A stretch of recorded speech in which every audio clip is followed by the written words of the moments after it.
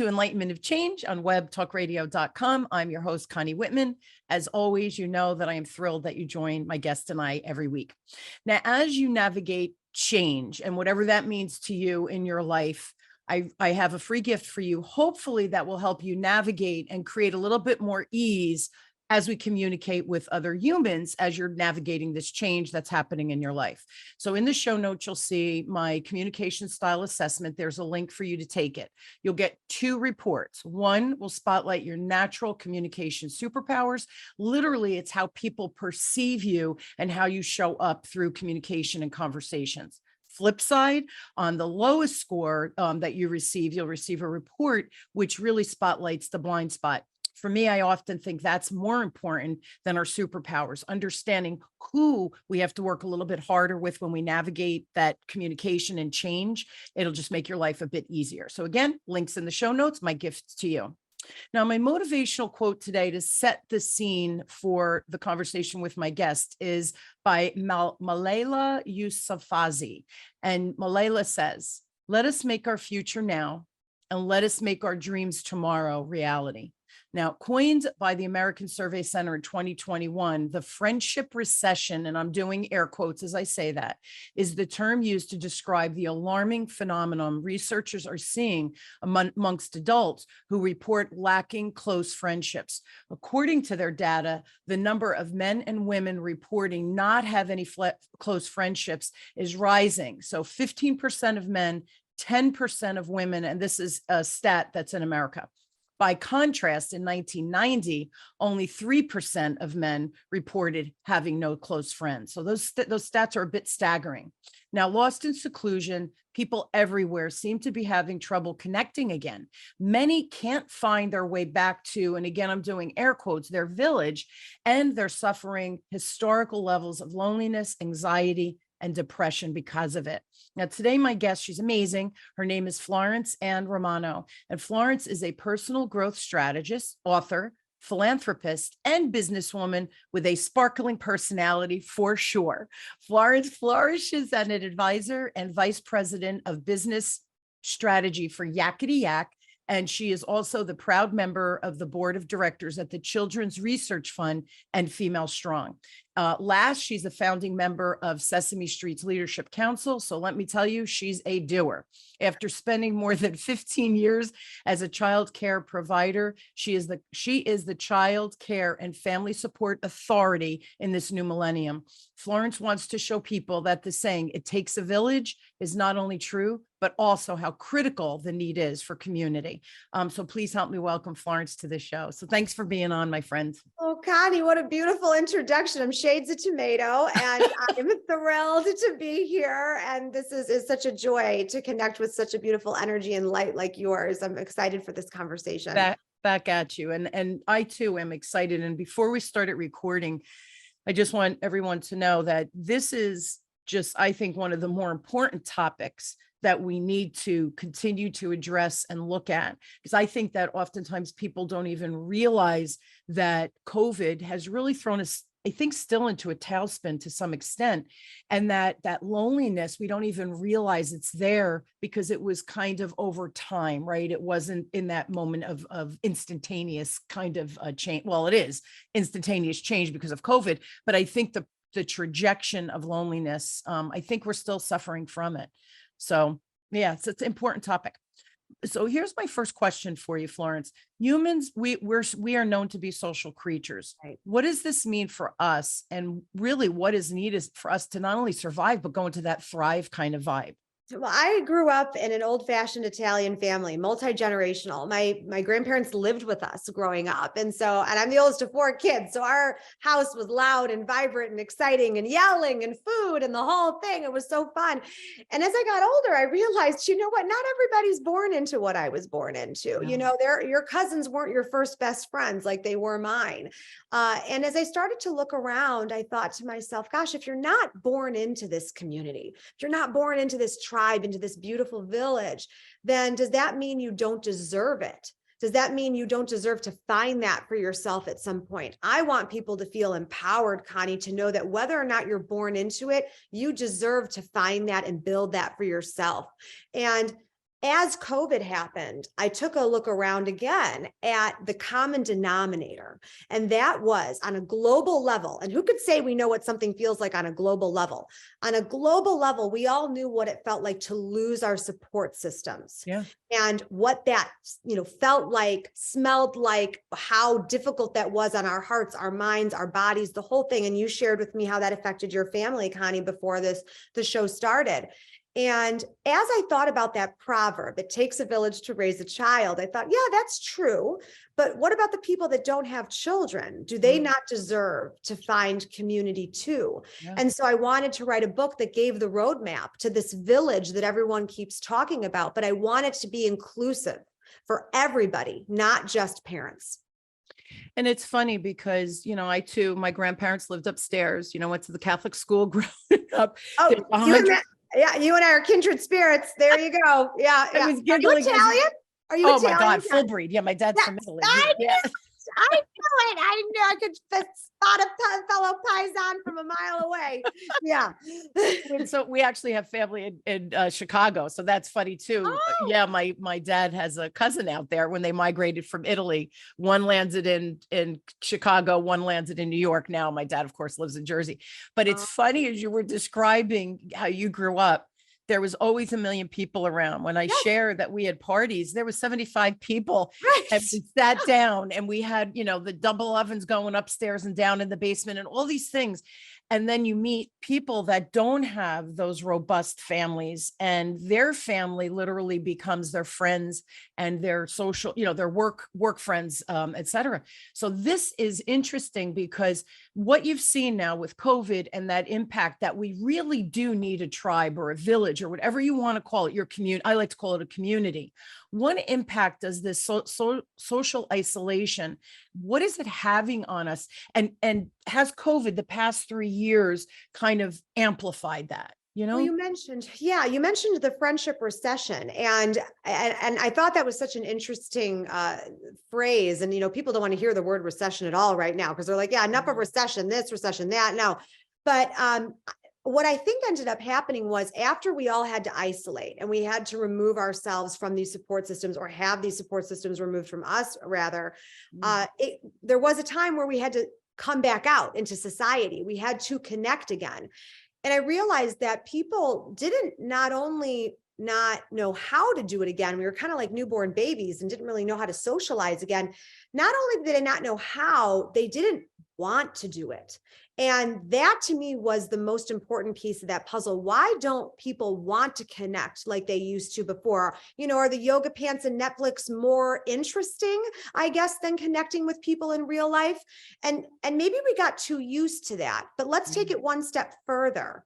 Now we're in this friendship recession, and really that equates to what's happening with people's mental health and emotional well-being.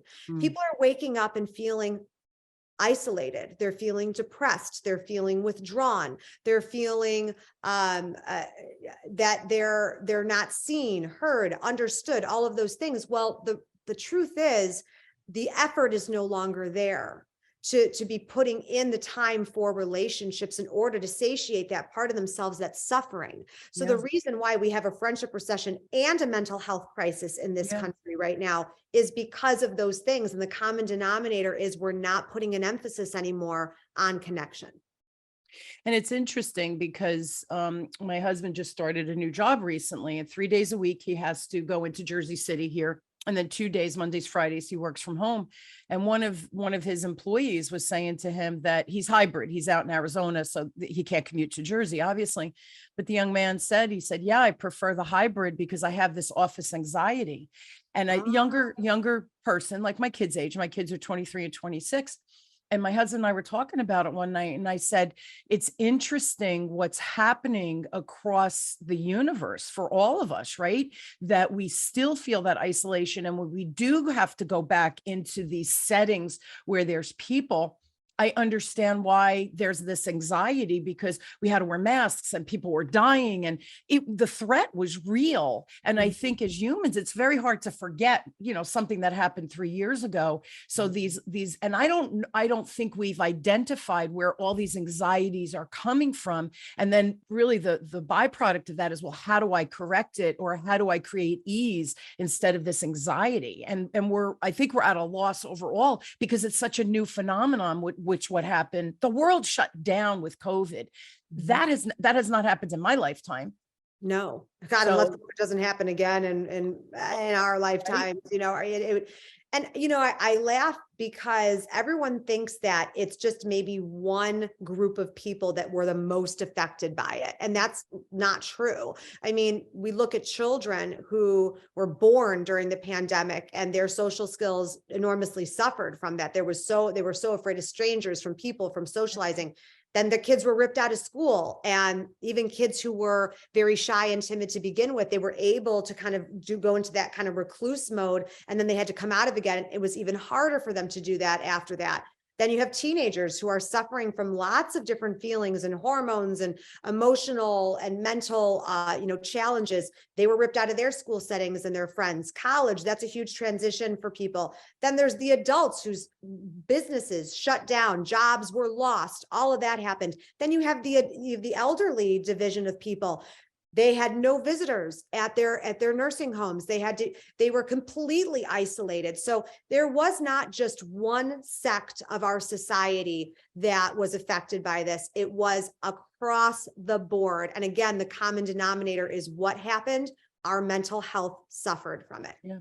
And this is globally now as well. Global, this isn't just the United States. So this truly, everyone on this earth has been affected. So, all right, next question then becomes, well, how hard is it to rebuild and create those thriving villages, those thriving communities again? Right.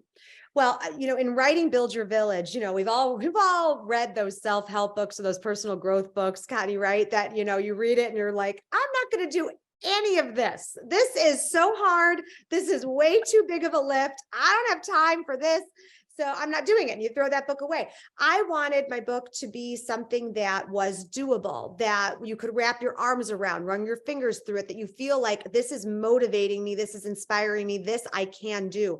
Yeah. And so I created 6 archetypes in the book that you identify with as villagers. So it's villagers that, you think, who am I of these 6 people? And also of these 6, who are the people that belong in my village? Who are my villagers? Because again, it's not just about, I need these people. I need this help. I need you. It's what am I also doing for my community? And how do I show up for people? This is a circle. This is reciprocal work.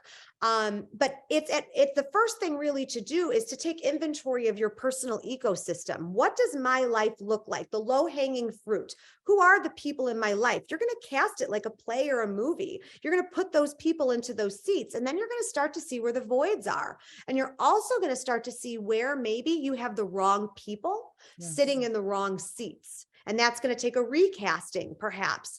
But the first step is actually identifying in your life who are the people in your life. And I am the first one to tell you that you are not supposed to go out there and run around and try to get 100 friends because you think that's going to fulfill you. It's not about the quantity. It is the quality of these people that are fulfilling you and the role that they play in your life and what role you play in theirs. And the very first piece of advice I have for people who don't know where to start with this is philanthropy. I always say, think about the things that make your heart beat, that make your heart flutter. Get involved with an organization that does that, because not only you're going to do something that's a give back, it's going to move it forward, it's going to turn it forward, but you're also going to meet people that are like-minded, have similar values. And all of a sudden, you're going to start meeting people that become part of your village, your community. And that's a really nice first step that doesn't seem so intimidating either, because you're all there for the same purpose and people are a little bit more open-minded when it comes to charity. Absolutely. It's a nice platform to work from, or to start from. So 2 things that you said. Number 1, I love that idea of being philanthropic, because the more we give, it fills our soul with joy. Right. But ironically, right, the law of reciprocity, right, the universal law of reciprocity, we're getting more back, right, Right. for our soul. So it Yes. feeds us Yes. even bigger, and then we show up even bigger, right? So it Right. becomes this whole runaway train of goodness. So I love that, and you're meeting the right people. The other Right. thing I wanted to share is when you say the people in your life and the seats, right, on stage. And I don't remember where it was, Florence, for the life of me, but it's stuck with me. I'm a visual learner. Me And too. so everything you're saying, right, is very visual. I can understand. But that stage and the quote or the signage in this office said, who's in the first few rows while you're on stage of your life. And the Mhm. concept is those 5 people, if they're booing you and pulling you down and you can't do that, right? All Right. of a sudden you're feeling, I can't do that. So those 5 people, if they're negative, maybe you don't even want them in the theater, throw them out. Right? Right. Who do you want in those first 5? You want the people cheering you and raising you up. It's the Right. same concept we're talking about here. Who should those 5 people be? And I love your idea of starting with that philanthropic kind of perspective. I love Right. it. What, go ahead. No, please, Connie, go ahead. I was going to say, can you share what the archetypes Yeah, are? sure. Yeah, I think that'll help ground people in Sure. how to build those deep Yes. connections by understanding the archetypes. Sure. So accepting, dependable, cheerleader, communicator, organizer, and healer. And I always like to stop there before I give any sort of definition to any of them, because I know just human nature automatically, and I'm sure Connie, you're doing the same thing. As I started listening to those people, and as I'm talking to you now, you're probably starting to cast people in your life in those roles without me even giving you what my definition is. And Absolutely. right. And that's the best part about it. That's why this work should feel very reflexive, because you are already doing this in your life. You're friends with people for a different reason. You date people, you decide to marry people, because of energy, because of chemistry, because of shared values. So this is an exercise that we know how to do. But what really needs to be a conversation piece about all of this is that in order for you to feel like you have the support that you need to be able to identify the strengths and weaknesses, and I don't even want to say weaknesses. Let's just concentrate on the strengths of the people that you've cast into those roles. And the example I want to give is this, like I said before about recasting. Sometimes, and it's a very human nature thing for us to do, we put expectations on people that we shouldn't. And let's say, for example, the accepting villager. I like to define this person as the non-judgmental one. And it's usually the first person you cast in your village. Let's say you've cast this person in your life. And again, you can have multiple accepting villagers, multiple dependent villagers, not just one. But let's say you've cast that person in your life. Let's call her Sally. And, Sally seems to be failing you a lot. You feel like this is just, I feel empty. I don't feel like this relationship is really doing it for me. I don't know what's going on here. Well, is it possible that you are putting something on Sally that is not natural to her? Maybe Sally is more the organizer villager. Maybe she's the one that's going to be there, that's, dependable in the way that she's going to set up that meal train for a family that just lost a grandparent, Right. or she's going to get the thing done that needs to be done. And if you move her into that seat, then she's not going to be failing you as a friend, because it's important for us to understand that in life, you have to meet people where they are, not where you want them to be. And it's funny because we do project what our needs and expectations are and think everybody is going to fill that. And if that's not their zone of genius or their temperament, we've set them up for failure. And see, it goes back to my communication style assessment, kind of mirrors what we're talking about, that if I'm asking someone to edit my stuff and they're a big picture thinker, they're not going to do it. They're going to do it incorrectly. I'm going to get frustrated. Why did I go to them in the first place? Right. I set them up for failure, which set me up for failure. And now we've wasted time and energy and created angst. So I think we have to honor where people are and how together we could cover blind spots. That's kind of what I heard you say. I don't know if that's true. So I'll give you an example. See if I'm understanding this, because that helps usually the listeners too. So my husband is the acceptance. That's what I would classify him as. A very low key, doesn't judge, true support, whatever I need, right? He's got my back. There's certain things like being organized. I would never ask him to organize anything because he procrastinates, right? So, but I understand that. So that's why we've been married 31 years, Florence. But that's why I think work, because we have that yin yang where I have blind spots, he compensates. Where he has blind spots, I compensate. But together, our strengths, we really are a superpower together. So am I understanding the usage of the archetypes and people? 100%, 100%. And, to take it one step further too, Connie, this work is meant to be evergreen in nature. That's why the subtitle of my book is A Guide to Finding Joy and Community in Every Stage of Life. Love it. People change, and they should change. Yeah. And not every friendship is forever. Not every relationship is forever. They say that phrase, a reason, a season, a lifetime. Right. And that's why you want a place to come back to as an anchor that is a home base for you, where no matter what's changing in the extraneous part of your life, you know that you can take control somewhere. And this is something you can control. As things change in your life, as your villages burn down, break, change, grow, whatever it is, that you know that you can keep doing this work to continue connecting. That work is never done. But the people, the cast, the role these people play, the people that fill these seats, that may change. And give yourself permission today to know that it is okay to allow that to happen, and also for you to make changes to that cast list too, if it's not serving you. And this is the thing, life changes, people come and go for, and I'm not just saying people die, right? That they move, or their life changes and their priorities change, that you don't fit in anymore. Right. You can't feel bad about that. That's the ebbs and flows of life. And the other thing I wanted to say, I love the archetypes because I like tangible things that I could say, I understand. I'm missing that person in my life. Right.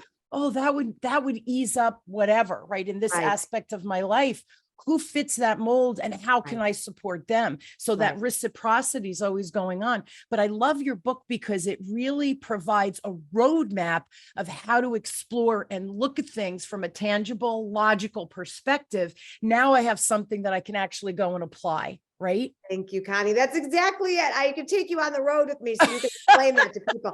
That would be perfect. You can do that for me. That's exactly it, because you want to be able to identify. There's a reason why that 5 Love Languages book was so popular. Absolutely. People wanted to be able to see themselves in it. They want, and you know what? I laugh. Everybody on Facebook is taking all those quizzes. Like, which Disney princess are you?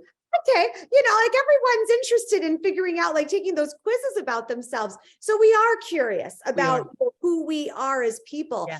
But I also, want to challenge people to understand too, that in order to discover who you need in your life, who you need in your village, this work that you do internally is important for yourself too. You need to know who you are of these villagers and how you're showing up in people's lives. Yes. I always say it would be nice if, at New Year's, instead of, saying, I'm going to lose 10 pounds, I'm going to go to the gym and do that. Wouldn't it be great instead if I said, you know what, this year I'm going to work on being a better healer villager, because I think this is a skill set I have. And I could really help people. I could really show up for my friends and family in a bigger way, in a more impactful way. Yeah. And I'm going to work on that this year. That I love. I love that sort of internal work. But it does start with us. And to say just one more thing about that, this work that I'm asking people to do, it is work that takes honesty and vulnerability. And sometimes that's super uncomfortable. And I get that. And I don't want people to think out there that I wrote this book because I do any of this perfectly.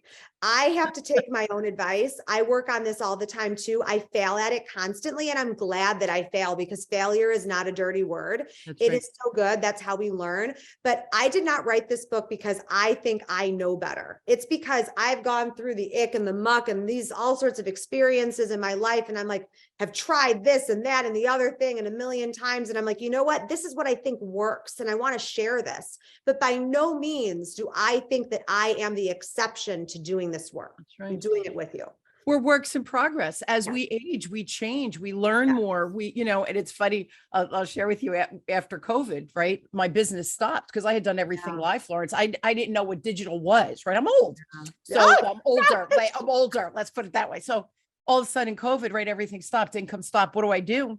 I thought I've got to learn what I don't know. So I started taking classes. I started doing more networking. I was asking a lot of questions. I was doing a lot of investigative articles on different technologies. What should I do? And I remember about 6 months in, I said, I was working 12-hour days, learn. What do I need to know? And my husband goes, so how's it going? I go, oh my God, how have I been in business 20 years? I don't know anything. So that's seriously. And it's interesting. The older I get, Florence, the more I realize I don't know. And it's humbling because there's no way we can know everything. So the reason I'm saying this is because your comment is true. We are all works in progress. And as you get one strength, right, something else, we're paying attention to that next skill, that's something else maybe we forget about. And then we're like, oh, but wait, that's important too. And we are works in progress. Life is ebbs and flows. And these are tools. And here's the other thing I just want to say about the book and your philosophy and your strategy. It's so easy to understand. And I think when we make things too complicated, it's exactly what you said at the onset. People go, there's no way I'm doing this. It's a heavy lift. I don't even know where to begin. Where yours, it's just like almost observational of self and others in your life. Put them into those, not that we're classifying or labeling people, but understanding what their superpowers are and how together we can make a better world, right? That's really what we're talking about from a community perspective. That's exactly it. Everybody has their strengths. Everyone has their magic. Everyone has their light, whatever it is. And you're trying to capture that. I always like to say that I think of the people that are in my life kind of like this internal mosaic that kind of lives here where my heart is. I love it. As I learn from people, and sometimes it's lessons that are painful. I keep that mosaic in my heart here, and I kind of go into that mosaic and pick different pieces of it as needed. I took a little bit of that person, a little bit of that person, a little bit of this person, and that becomes that mosaic. And that's what leads me in my life and guides me in my life. But the only way that mosaic becomes more beautiful and more vibrant is if I continue to live, if I continue to connect with people, if I continue to have experiences. It's so funny. Sometimes I'll have a conversation with someone, and then that night or the next day, something happens. And I think to myself, if I had never met that person yesterday, had that conversation with that person yesterday, I wouldn't know how to deal with this moment. And whether you believe in God or the universe or whatever it is, I do believe those winks that are coming at you. And I'm actually winking at Connie right now as I talk to her, those, I like to call them God winks. You can call them whatever you want. I do believe in those things happening for a reason, because it is a lesson. I think I'm like you in that way, Connie, where I just want to keep learning and keep growing. And the only way that's going to happen is if you take the step and make the effort to do this work. Yeah. Change starts with us. Right. I can't expect the world to change if I'm not willing to bend and flex and maneuver, right? And ebb and flow of life and kind of be fluid with my own life. Right. This is the thing. It's not easy to do. It takes effort and work. And that's why I love books like yours, my book, right? My 7-step sales process. It's easy to understand. Now I have something tangible to apply versus these big picture perspectives. Not necessarily, I'm a big picture thinker. That's not a bad thing, but how can I ground that into action? So my last question, we're almost out of time. I know it goes so fast, doesn't it? And I'm enjoying this conversation because I think it's just so needed. And I think your book is very relevant for the time we're in to help us kind of break through the other side, especially for our kids as parents, supporting and our elders, supporting our elders and our kids, my generation, your generation. I do think it's important that we try to share these tools so that people can thrive, until their death and be able to live until it's their time. Question. What are maybe some baby steps that people listening, because I always want, after the listening of a show, Florence, I want people to say, oh, that was interesting information. Now, how can I apply it? Because information is simply information. What are some ideas that you can give my folks today? Well, the good news is in the book, like you said, you want it to be something doable. At the end of each chapter, I have action steps and gut checks. So the gut checks are there. What did I learn from this chapter? And the action steps are, what can I do today? Not tomorrow, not a year from now. It is today. What can I do? Snackable content, snackable action. I believe in the little things leading to big results. So for example, today, one thing I think people are struggling with is when their life is so busy and so crowded and they're in the thick of it with their children or their families or whatever work, they feel like I'm not being a good friend. I'm not being a good daughter. I'm not being a good granddaughter. I'm not being a good niece, whatever it is. How can I do something that is going to make sure someone else knows that I care, but without it being a grand gesture? So in my phone, I actually leave text message threads open from people that I don't necessarily talk to all the time, but I maybe recently talked to them. I'll give you an example. A friend of mine who I don't see very often anymore moved to the East Coast. We talk every now and then, but several weeks ago, she texted me to tell me that she had a miscarriage and she was pretty far along. So it was pretty heartbreaking. And, I talked back and forth with her a bit, trying to, understand the situation and comfort her however I could. And I deliberately keep her text thread open on my phone because though we don't talk very often, when I am in bed at night and I'm scrolling, I see her name and I say, all right, that's your reminder to check in. And I'll send a message that just simply says, thinking of you or something. And just so she knows that she's still in my mind, she's still in my heart. So that's my charge to you guys today. If you're looking for something to do, something that's easy, take out that phone, text someone you haven't talked to in a while, someone you know that's been struggling lately, or someone that just comes into your mind that maybe you just want to check in on. You never know how that's going to change someone's day. I can't tell you how often someone pops in my head, I text them and they go, I'm actually having a horrible day. And this came at the right time. So that's a small thing. And I know it may seem like it's not in like an enormous, prolific, profound message, but I'm telling you, it's that step where you start putting someone else ahead of you, where that's going to start the ripple effect of empathy, that ripple effect of change. And it's that small. And even putting a reminder in your phone, I do that all the time too, saying, all right, tomorrow at 9 a.m., I'm going to remind myself while I'm in the car driving for 15 minutes to call that person because I need to check in on them. And I leave them a voicemail even if they don't answer. It's just remembering that those small efforts are enormous to people when, again, like I said before, everyone wants to be seen, heard, and understood. And I can give you this book, I can give you this roadmap, but you have to get in the car and drive there. Absolutely. And it's funny because as you were saying that, do the text, I was gassing up one day, maybe about 6 months ago. And my aunt that I was telling you about, Eucharistic minister, very active in her church, COVID hit, dementia got worse. Now she's living in a thriving community at, a location where they have cocktails at night and all these things and swimming. And they have her as an ambassador for new people coming in. Yeah, she's 86 years old. Oh, God bless her. She's a rock star. But about 6 months ago, I was gassing up and she babysat for my kids when they were little. And I started my business. And so she would come over and watch them while I worked. And I remember, so about 6 months ago, a song came on that we used to sing or whatever, reminded me of when she babysat. So I texted her, I said, I'm gassing up, heard the song, thinking of you. You know what? We had so many good memories of you watching my kids, something simple. She responded, she said, oh my God, I needed this text today. I was having such a bad day. Who knew? It was that synchronicity of just, I heard a song. And but you know what, that's the intuition, that's the wink that's coming at you. And it's true. People just want to feel like they're special, right? Don't we all want to feel like, that we're special and that we're important to someone, to something. So that's beautiful. So, don't get caught up in grand gestures. Yeah. The ripple effect. Not it, right? It's that the pebble and then the ripple effect. Ripple effect goes on and on and on. What ripple effect can you have? So here's the deal. I know you need more Florence in your life. Just saying, I think it's a good idea. So go to her website, check out her stuff, buy her book. It's florenceann.com. We can't make it any easier than that.